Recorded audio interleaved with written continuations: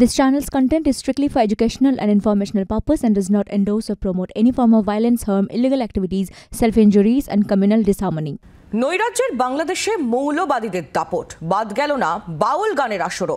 বাউল গানের আসরে হামলা পণ্ড এই অনুষ্ঠান। ঘটনাটি ঘটেছে ময়মনসিংহ জেলায়। ঘটনার কথা জানিয়ে পোস্ট করেছেন কলকাতা ইসকনের মুখপাত্র রাধারমন দাস। দেখুন সেই ভিডিও। বাউল গানের আসরে মৌলবাদীদের দাপট, একেবারে পণ্ড হয়ে গেল এই অনুষ্ঠান।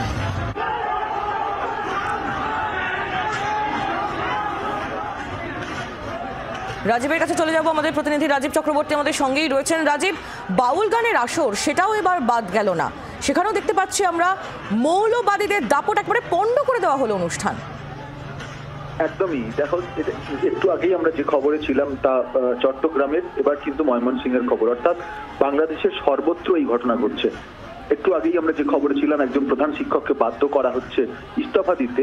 এখন একটি বাউল গান, যা কিনা লোকসঙ্গীত, মূলত সেই লোকসঙ্গীতের সেখানে আসর বসেছিল আর সেখানে আক্রমণ করেন মৌলবাদীরা। তাদের অভিযোগ যে এটি হারাম, এটি করা চলবে না, অর্থাৎ বাউল গান বন্ধ করতে হবে, এবং তা করতে গিয়ে রীতিমতো হামলা চালানো হয়, ধ্বংস করা হয়, লণ্ডভণ্ড করা হয়। বাংলাদেশ জুড়ে এই ছবি যখন সামনে আসছে, সেখানে একটি সরকার রয়েছে, সেখানে প্রশাসন রয়েছে, তাদের দেশের স্বাধীন দেশ, আর সেই স্বাধীন দেশের ধর্মনিরপেক্ষতার কথা লেখা রয়েছে তাদের সংবিধানে। সবকিছু বদলে দেওয়ার চেষ্টা চলছে, আর সেই বদলের শুরুটাই কিন্তু আমরা দেখতে পাচ্ছি গত আগস্ট মাস থেকে লাগাতার একের পর এক ঘটনা ঘটছে, এবং সেখানে যারা সংখ্যালঘু মানুষ বাস করেন তারা শুধুমাত্র ভারতের দিকে তাকিয়ে রয়েছেন। তার কারণ তাদের যাওয়ার কোনো পথ নেই, তাদের পালাবার কোনো পথ নেই, চাকরি তাদের ছাড়তে বাধ্য করা হচ্ছে, স্কুল কলেজের শিক্ষক অধ্যাপকদের পদত্যাগ করতে বাধ্য করা হচ্ছে, সরকারি কর্মচারী যারা সেখানে সংখ্যালঘু রয়েছেন তাদেরও ইস্তফা দিতে বাধ্য করা হচ্ছে।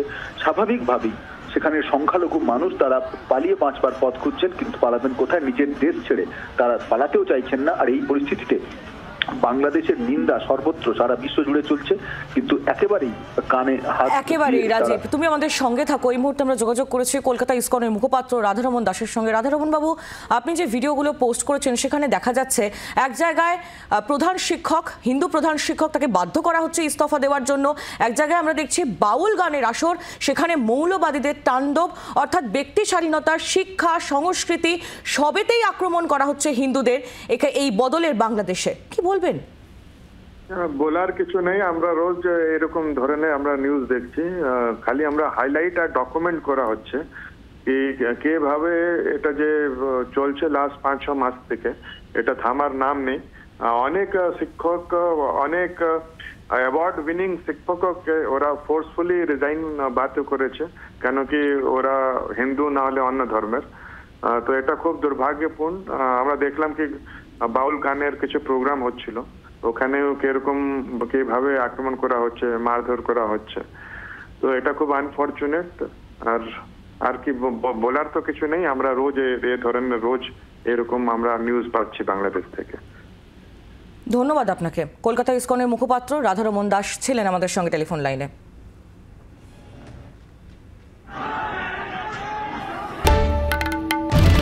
বাংলার আওয়াজ, বাঙালির আবেগ, জি 24 ঘন্টা।